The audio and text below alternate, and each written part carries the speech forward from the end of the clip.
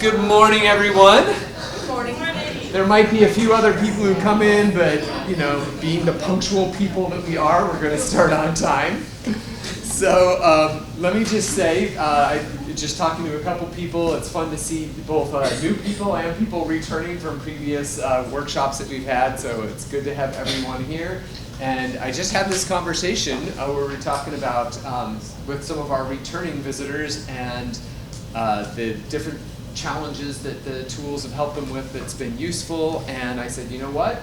If you have a problem that you'd like us to develop a tool for in the future, contact us, let us know, and you will very likely find a future tool showcase that introduces a tool on that topic. So please do let us know about that.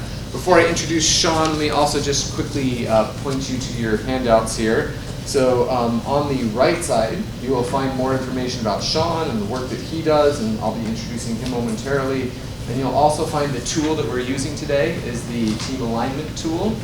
And the virtue that we're focusing on is ambition, and so there's also another ambition tool in there that we won't be presenting today, but is in case that continues to be of interest in a topic that you're interested in. And then on the left side, you'll see some materials for next month with the next month's Leadership Tool Showcase and just contacting us in general at the center. So all that's available, but the thing that you're going to want to pull out and focus on is today's tool is the team alignment tool. So that's the one that Shawn will be going over. With that in mind, let me do a quick introduction, then we'll give Shawn time for the rest of our showcase today. So, Shawn Dawley is an accomplished leader, leadership educator, and keynote speaker dedicated to helping leaders and teams unlock their power, passion, and purpose. A former director and vice president at a Fortune 100 company and nationwide firm. Respectively, Shawn spent the first 25 years of his career in the United States Air Force, serving as a combat pilot, commander, and inspector general, which incidentally makes for really good metaphors when he talks. Half of them are true. And he has experiences in over 80 countries across 6 continents. So I guess we still need to get him to Antarctica is my guess on that. A former fellow at Harvard University, Shawn has had a Bachelor of Science in Aeronautics, a Master of Business Administrations, and a Master's of Political Science, Master's of Arts and Military Studies, because you can't get enough masters in this life. After struggling and barely sliding by in high school, Shawn draws on decades of cockpit, combat, command, and corporate leadership, and there's some alliteration for you, to help teams thrive and for leaders to become the people that others want to follow. So that's the formal thing. Let me just say, I've gotten to know Shawn over the past couple of months, and I just, in addition to finding him having lots of wisdom to share, he's a super fun person and very easy and engaging to listen to. So Shawn, Thanks. Thank you. I'm going to be like the one person who sits on the other side of the room. So is this thing on, Pat? All right, so that was not false modesty. If you were to go back and survey a handful of my K through 12 teachers, there's many places they would have predicted I would have ended up post-high school. Prison at the top of that list, and somewhere down there would be this room talking to you folks. And as far as those master's degrees, it's not like the state fair where if you win 3 medium-sized teddy bears, you can trade them in for a big one. I can't cash them in for a doctorate. They said it doesn't work that way. So thank you all for being here. It's 8 o'clock in the morning on a work day. You could be other places. I do appreciate everybody who's in this room. So for 2 months when I was 17 years old in 1991, I was at Lackland Air Force Base going through basic training in San Antonio, Texas. And every day began the exact same way, with a drill instructor that I would tell you, I remember being about 9 feet tall, barking to get all of our beds made in under 2 minutes. 2 long bays with about 55 total people split between them, and every day it sounded like the voice of the Almighty yelling at us to get these beds made. When I say beds made, I don't mean like 2 months prior when we were all 17, 18 living at home and our moms saying, make your bed. I don't know, like that. I'm saying exactly 45 degrees, exactly 24 inches, made to exacting specifications. A day, a week goes by, these beds are not getting made. and all hell breaks loose at 2 minutes and 1 second when it's not time. And then one day, somebody has this idea. What if, instead of me making mine and you making yours, we team up and we both make your bed, then we both make my bed? Well, that cut it from about 3 minutes total down to about 2:15. But 2:15 ain't 2, and there was still a price to be paid for that. Well, then somebody gets an idea, well, what if like maybe 5 of us, so 11 groups of 5, bang out these beds together. I will take care of this, you will take care of this, you will take care of this, and suddenly, minute 45 seconds, we're all done. We're amazed. Right? Now, in this case, if one bed's not made, we're all going to get it. Collective punishment, right? All of our individual ambitions were identical, but it wasn't until we aligned them as a group that we all succeeded together. Now imagine if they weren't identical. Imagine if our ambitions were divergent or competitive with one another, or maybe even clashing. According to ChatGPT, and as verified by Wikipedia, when there is a lack of alignment within a team, we get these types of things. And I think intuitively it makes sense. I don't think that you need to do a great deal of quantitative analytical research to know that seems about right. All the way down to the, I will do just enough not to get fired. You'll pay me just enough not to leave. But these are not bottom line problems. This is. These are precursors to this. Whether you're in the for-profit sector, whether you're in the 501c3 business, when people feel like they are not all marching to the same beat, we get a less than optimal organizational environment. So, how do we fix that? You are in luck. We have this team alignment tool that I think as we go through it, you will see provides a little managerial structure and science to go with what ultimately is the art of leadership. Because to some degree, I think a good leader who has inculcated the right environment, there's going to be some degree of organizational decorum, professional ethics, some amount of charismatic leadership that maybe takes some of the sharp edges off of misalignment. This tool is going to help us maybe see, well, what can we do to maybe smooth it out even a little bit more? And we're going to go through a 3-step process, starting with understanding. So last Monday, my wife and I went with our oldest daughter and the kids to go see the solar eclipse in Seymour, Indiana. Did anybody else see the path of totality eclipse? Okay.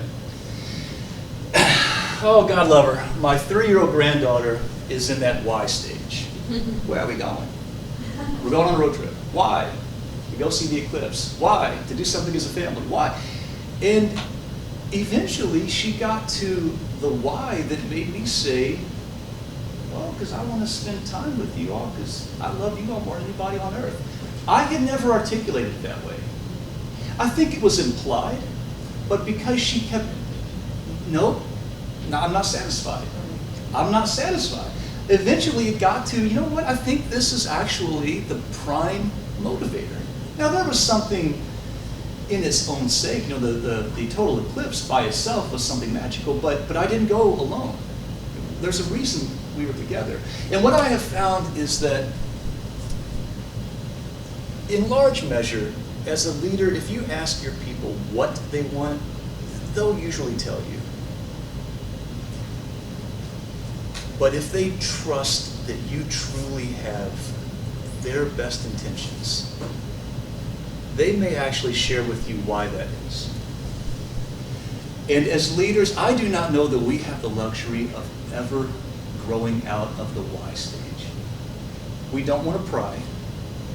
We can't compel people to share things they're not comfortable with. But I think that if we get beyond the what, we get to the why of ambitions, we might be able to do something more productive. So think of it like this. When a car company markets a vehicle, rarely do they try to appeal to the intellect of our prefrontal cortex, where things like qualitative judgment and prudence and impulse control reside. This is what is firing right now. If we had you hooked up to fMRIs, this would be lit, because you're all thinking. Okay? They do not sell us on a utilitarian mode of conveyance from A to B.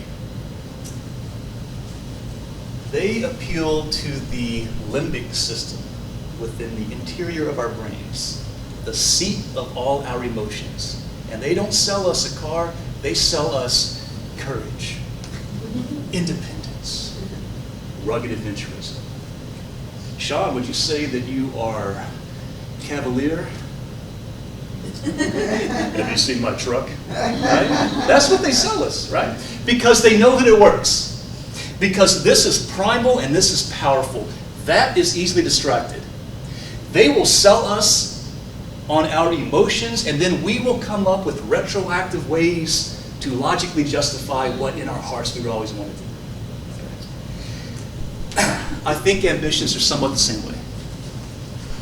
We can clearly articulate what that is, but we have to put ourselves on the metaphorical couch as our own therapist, I think, to peel the layers back, to really get to the root of why that is. So for this first part, what I will kindly ask you to do, and again, think about it, we are showcasing a tool. In the instructions that are included within this, it talks about how this is probably a longer step, but just to sample it, take about 5 minutes, and as you move from left to right, just pick one. You don't need to do all three. What do you most want to accomplish in your career? Whatever that may be. And as you move from left to right, you'll see that it gets a tad more profound. Okay, so that's what you want to do. That's what we can all see. What is the reason for that? And then one layer deeper, why is that important to you?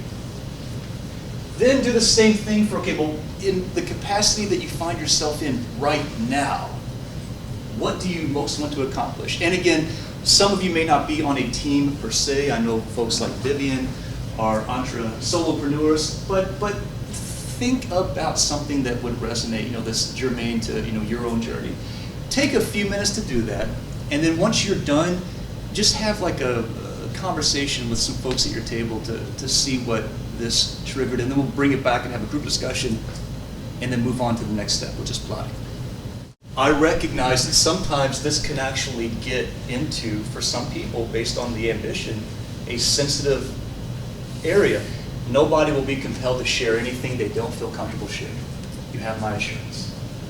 Okay, everybody, we'll go ahead and bring it back up for the just a couple minutes of group sharing. So I appreciate the conversation at the table. If Vivian, I think, would you mind maybe just sharing with the larger group where you went with this exercise? Sure. So for me, what do I want to most accomplish? It's important for me to be recognized as a thought leader, and for that, because I want to serve and help people, help organizations and individuals really to thrive. And why is that important? Because it really fulfills the purpose of my life. I think what God has called me to do in my work.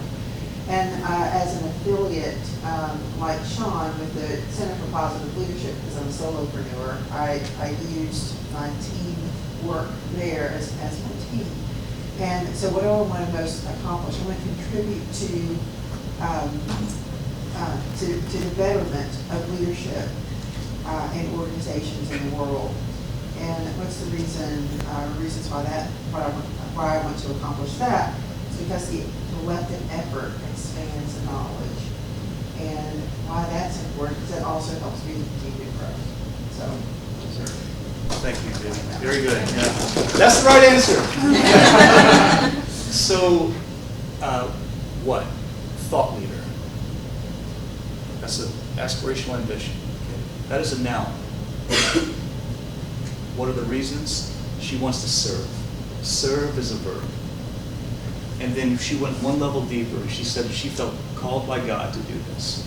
Do we agree that there is genuine sincerity in her foundational motive for doing all that? But it took a couple levels to get to that, right? Thought leader is easy to slap onto our LinkedIn profile. But now, like if I was Vivian's leader and I know that, suddenly I may have a broader perspective on how I could help her manifest that in a way that's consistent with her core ethos, right?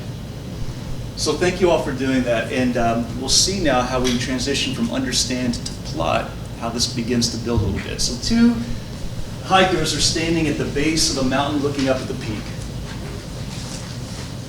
And the first hiker wants to get to the top because she has this inherent desire to embrace the physical and psychological challenge of summiting that mountain. And she knows from experience that when she gets up there, surveying the mountain range from that vantage point is for her an almost spiritual experience. Right? The hiker next to her also wants to get to the top because he's a recreational climber who is sick and tired of hearing about other people brag in his hiking club about all the cool things they get to do. And he knows if he gets to the top, his pictures will get way more likes on his social media. Same ambition, informed by two very different foundational motives, right? I would submit that there is a source at a fundamental level of most of our ambitions, either internal or external, and that its value is either positive or negative. When Shawn was 17 and in boot camp, my goal every day, my overarching ambition, was to not get yelled at. It wasn't to win the war, it was not to serve my country, it was to not have that man in my face. The source of that ambition was him, right? It was not internal, it was all about him. And the avoidance of targeted abuse is not a strong positive motivator, right? It was the absence of the targeted harassment, right? So for me, it was a low internal, low positive ambition. Now, fast forward a few years later, let's say I'm in the corporate world, I'm working with Jessica at Humana, and I earnestly desire to earn the affinity of my team for a job well done. That's positive, but because the source is outside of me, it's relatively low on the internal scale. Now take this gentleman here. He decided 5 years ago, I will give everything I've got to secure this academic credential that will allow me to go serve the greater good. High positive, high internal. About 20 years ago, my wife and I followed the script and moved into the prototypical suburban McMansion, replete with finished walkout basement. It was a long-held ambition of mine, but after about a year, I had an epiphany. Having spent 80% of our time and 20% of the house, I realized that on some level, some amount of the square footage I bought because of other people's voices who've long since forgotten about me were still in my head. Now, there's nothing inherently wrong with two-story brick homes. If this looks like your house, I'm not telling you you're wrong. I am acknowledging that for Shawn, some amount of the money I paid in taxes, insurance, mortgage, heating, cooling, maintenance, wasn't really about me, all right? So it was definitely internal, but maybe not completely positive. Maybe not completely positive. Okay. So think about where you got on the last exercise you did, okay? And it's going to require some soul searching But when you think about like ambition 1 under your career or ambition 1 under your job, really think, just really think, on the scale of internal, how much of it is only just about me and my intrinsic desire? How much of it maybe is externally pressured? And then consider, okay, on the positivity scale, if I'm working long hours because I need to beat the competitor for that promotion and I need to prove that I am better than her for this job, there's nothing wrong with competition, but we can agree that that's maybe not completely positive. Like I need to win, right? So I would just encourage you, be honest with yourself and think about, as you filled out that first exercise, where would you plot that? Where do you think that you would honestly plot that on this scale? So just take a couple of minutes to do that and then have a conversation at the table, then we'll bring it back out and we'll get to the close. I'll move on to the next phase. So would anybody like to share with the whole group something that you maybe shared at your table? Anybody? Would anybody like to share with the whole room here? Okay. What I would encourage you to consider is that in my mode, oh yeah, Vivian. I'll share. Yeah, please. I'll share, because I got just a little bit of a revelation. We had a great conversation at our table. I don't even know the person who always speaks up, but I found interesting. So to become a thought leader was one of my whats, my personal what. And I plotted that in the middle because from a sort of a title and a reference point, there's a lot of external motivation for that and an expectation around, what does that mean if you have achieved that sort of level? And then, but for my why, which was really to contribute and to serve, do what I'm called to do and to be able to continue to grow, that was high. There's a lot of internal motivation around that. Very positive, even continuing to learn allows me to continue to contribute. So I thought it was interesting how my what was plotted differently sort of in the middle, and my why was very high for me. Very good, thank you. And I would encourage you that, the reason that, with my meager artistic ability, I chose a gradient fill on this PowerPoint blog rather than like tick marks is because ma'am, what's your name, please? Marlene. Marlene, I don't know that you could say, well, on this goal, I'm a 6.14. Right? What I would encourage you, if you were to ever want to use this tool, is that the value is not explicitly finding that XY intercept. The value is in thinking through the source and the value. That's really what the value of this exercise is.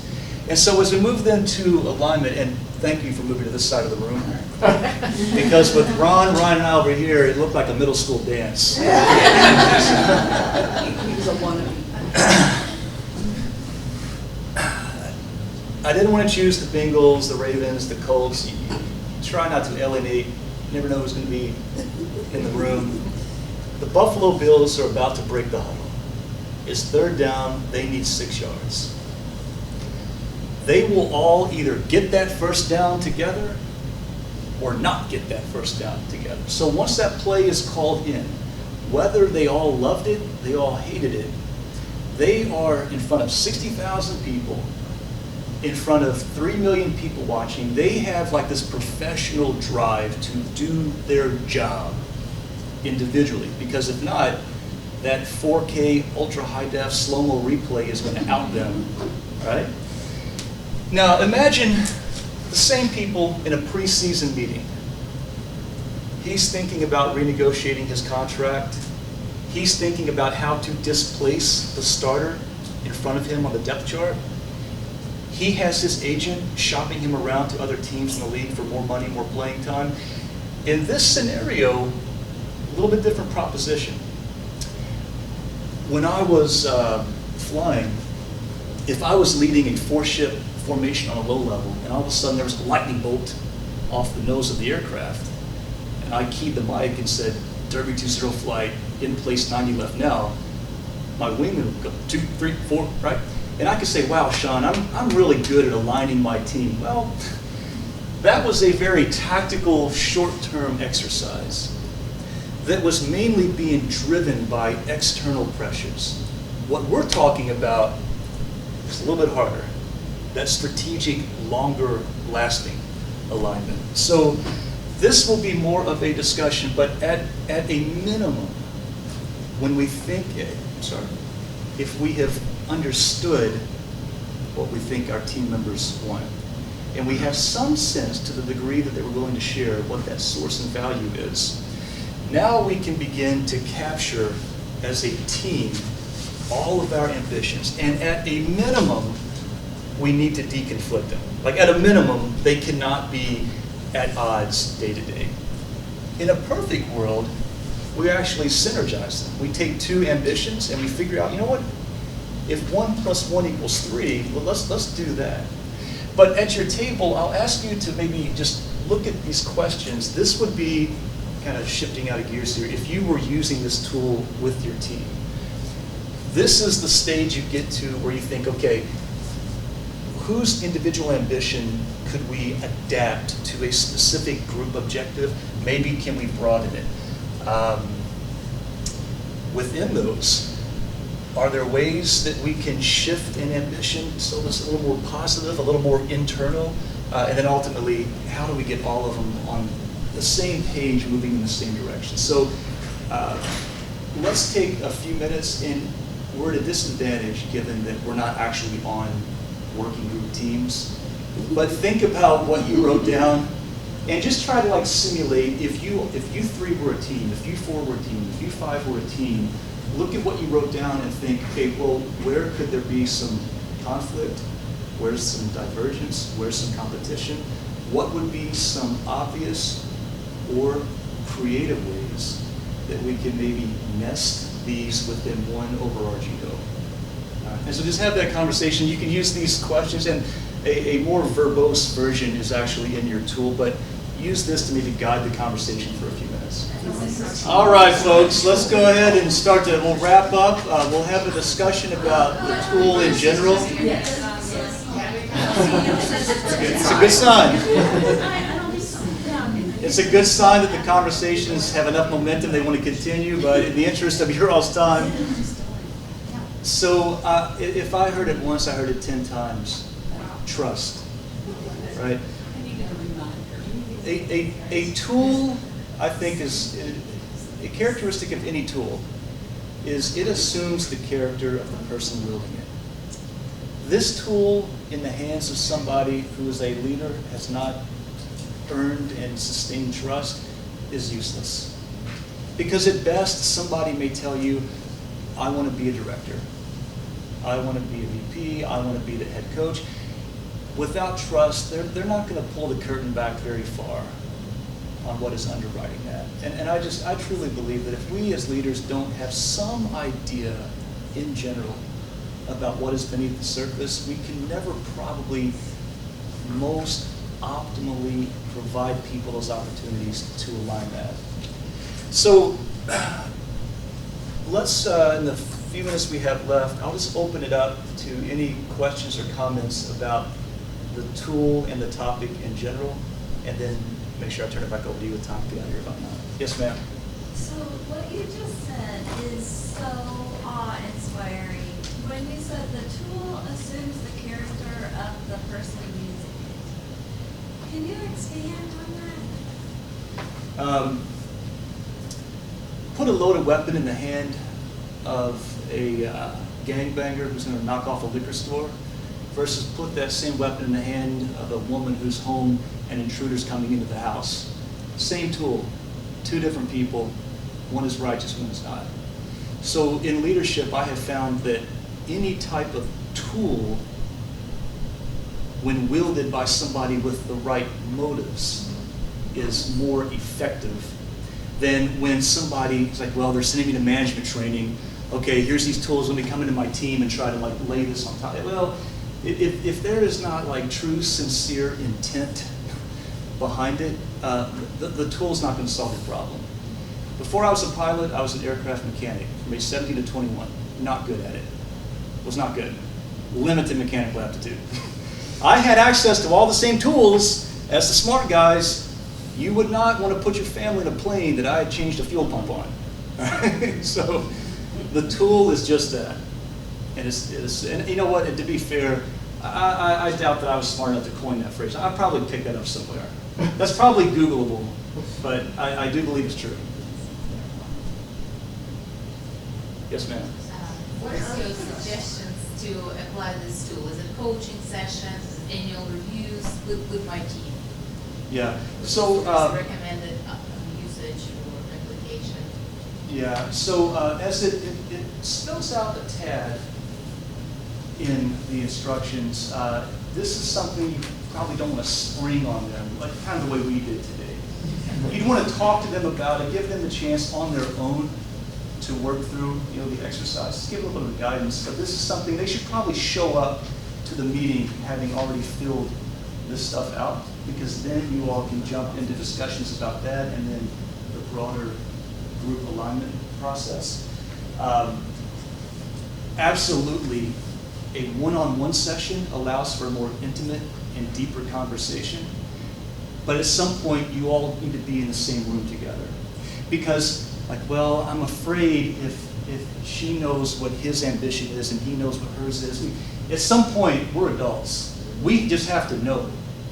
And it comes back to the leader. People need to be free to say, one day I'll be the President of the United States. People need to be able to say that, because until it's all on the table, we're doing this shuttle diplomacy where we're keeping some people in the dark. It just doesn't work.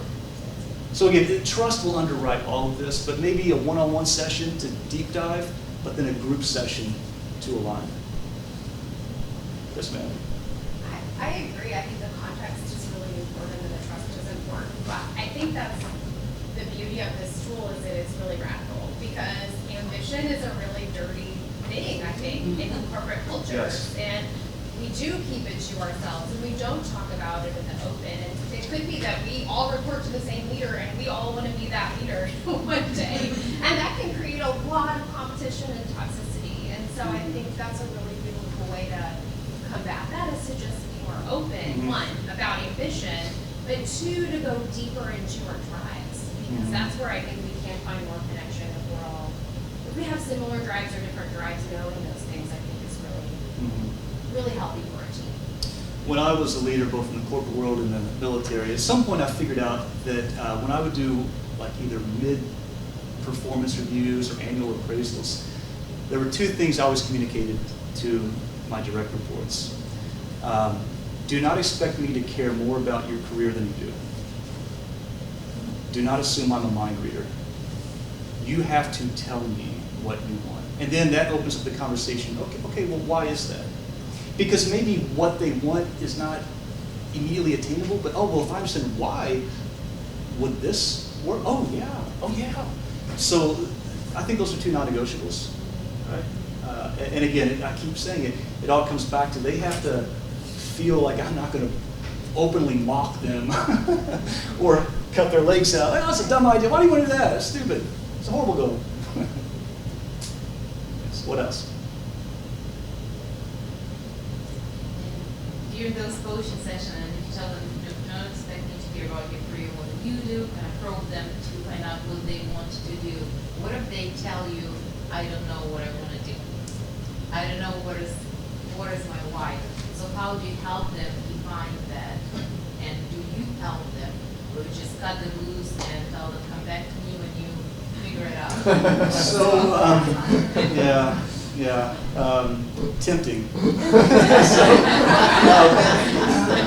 So this is just Shawn's opinion. It's not the way or the right way necessarily, but when I would do mentorship, I structured it such that I would always want to catalog education, training, experience. What have you done to this point? Pause. Where do you want to be on your last day here? That's their future, this is their past. And between those two, I can now develop a short and medium term present plan to bridge that. If they don't know their future, we can stay on conversations about their past. And I could ask them, okay, what did you like about that job? What did you not like about that job? And by asking people why questions, we typically find like the essence of what really, I really like that job because, okay, now that I know what the X, Y, and Z of that, if I'm their leader, I should have a little more forethought and insight as to what their future might look like. I can provide them some options that neatly marry up with what seemed to really get them out of bed in the morning. So sometimes I found that help. Because has anybody else in here ever, at some point in your post-18-year-old life, not known exactly what you wanted to do 10 years from now? Right. So it's a very common, and again, if we have the trust with the person who is mentoring us, there's credibility we give to that person if we believe they have our best interest. And that then, I think, opens up the aperture on their, well, it's an Air Force term. It opens up the scope of what they may want to have about. Yes, ma'am. To contribute to that. Oftentimes, too, I find what opens up the conversation around that and helps people begin to think. There is a relatively new tool based on the work of Simon Sinek. People don't buy what you do, they buy why you do it. So there's a why discovery tool that, and there are two. There's a why and then there's the why operating system. Your why or your operating system, why, how, and what. And so it just helps through a questionnaire that's been scientifically validated, that it helps you to just explore, what is important for you, and it helps answer some of those questions and leads back to, can deepen some of the conversation, get the wheels turning around the kind of conversation that Shawn talked about. So, when somebody's still sort of sitting there, I'm not sure, I think the two of those things together work nicely. So, Vivian, is it similar to, you could use this tool, the table we started with, and start on the right-hand side and then move backwards? What reasons are important to you, the why, and then you could navigate it that way. Yeah, because sometimes people, it may be a starting point as you explore in a conversation. You could go backward. I'll let you. This is your No, so if you think about the people here in this room, like I dare say that there's probably more thought that is put into things like this, whereas you ask maybe, let's say, a younger person, they'll tell you what they want to be. I want to be an architect. Because maybe their mom's an architect. So sometimes the same people at different stages of life may be more side-focused on what, as we mature, we begin to put more emphasis on the why, to the point that it can become almost implicit. yeah. As leaders, we cannot assume that the folks entrusted to our care are thinking about these things the same way we are, which is where I think it comes back to this incumbent responsibility to kind of help shepherd them along the way. Because the what is usually the focus of high school guidance counselors, right? Which is important, but at some point in your career, you begin to shift more to the why. Thank you all so much. I really appreciate your time.